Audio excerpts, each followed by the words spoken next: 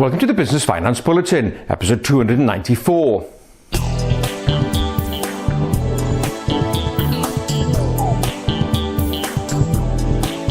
Welcome again to the latest Business Finance Bulletin with me, Rob Warlow from Business Loan Services, the commercial finance experts. In this bulletin, after changes to CBILS, access to finance is shrinking, business confidence and cash flow are under pressure, and help for UK's young entrepreneurs from the Prince's Trust and NatWest. Well, it seems that the finance market is changing day by day. Now, if you watched my video last week, I gave an overview of some of the recent changes to the coronavirus business interruption loan scheme. Essentially, the scheme was changed in two ways. First of all, the banks now no longer have to prove that they would lend you money under their own commercial terms before going to CBILS. Now they can default you straight to that government scheme. And secondly, for limited company directors, no more will you have to provide guarantees for loans up to £250,000. Now, unfortunately, this has had an unintended consequence, a knock-on effect, which is really leading to a shrinkage in available finance in the marketplace. Now, as I mentioned before, the CBILS panel only has approximately 40 accredited lenders by the British Business Bank. So 40 in itself is quite a small panel. However, because of these changes, we've now seen some of the smaller lenders pulling out of the scheme. They're realizing, first of all, that they don't have the amount of capital or funds to meet demand, and so they just can't cope with the volumes. And secondly, why would they want to now take on additional risk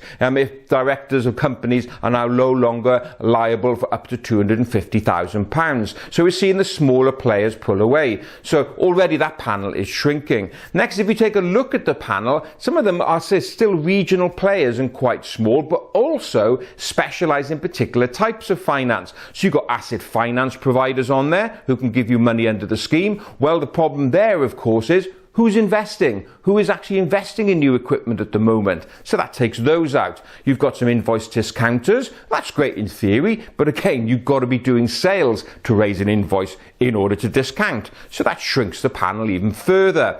So we can see that's really only left with mainly the high street banks. And of course, they are inundated. Been speaking to banks and they just say that the volumes of inquiries are at an all-time high. So we can see that the access to finance is shrinking. Also, we've had many lenders outside of this scheme beginning to say they're tightening up their criteria, making it more difficult for businesses to get finance, and also in some cases then refusing to accept new applications at all. Now, I said in last week's bulletin that we're seeing a credit crunch emerging, and I still believe that's the case. If anything, that credit crunch increase is more likely now from what I'm seeing. Also, Nationwide Building Society. Now, last year they accessed £50 million under a grant scheme run by the government in order to improve competition in the marketplace. Well, they've turned around last week and said that they are no longer looking at preparing and launching a business banking product. They pulled out completely and handed that £50 million back. So we can already see that the finance market is continuing to change. What's my tip for you? Well, if you are looking to raise finance and the market is shrinking, you really need to plan ahead. Really start applying early enough so you're not caught out. The market is changing a lot, so don't get caught out.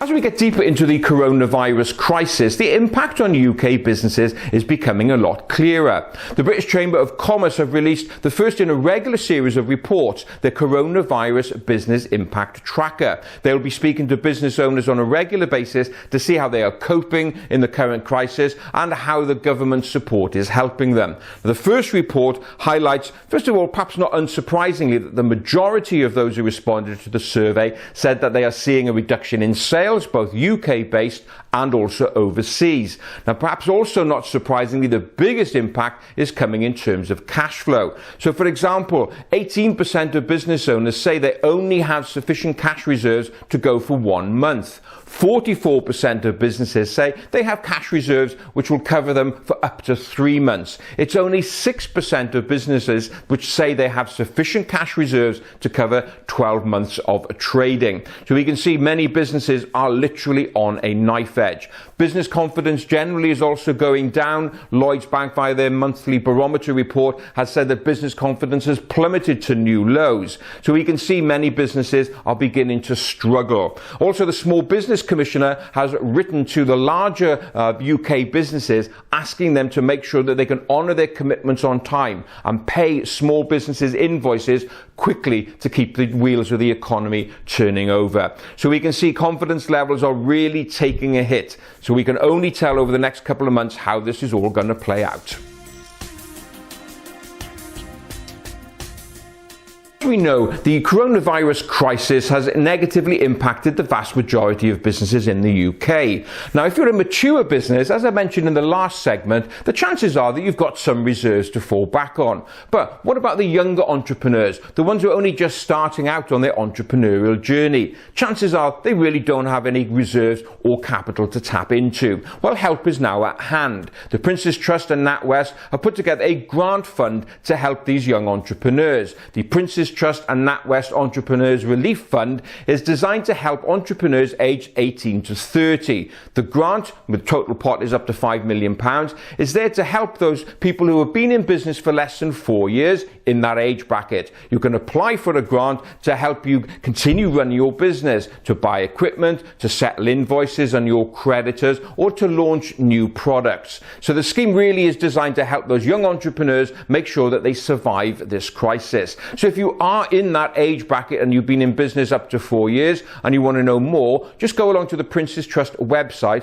which is princes-trust.org.uk. A great example of collaboration there between the Prince's Trust and NatWest.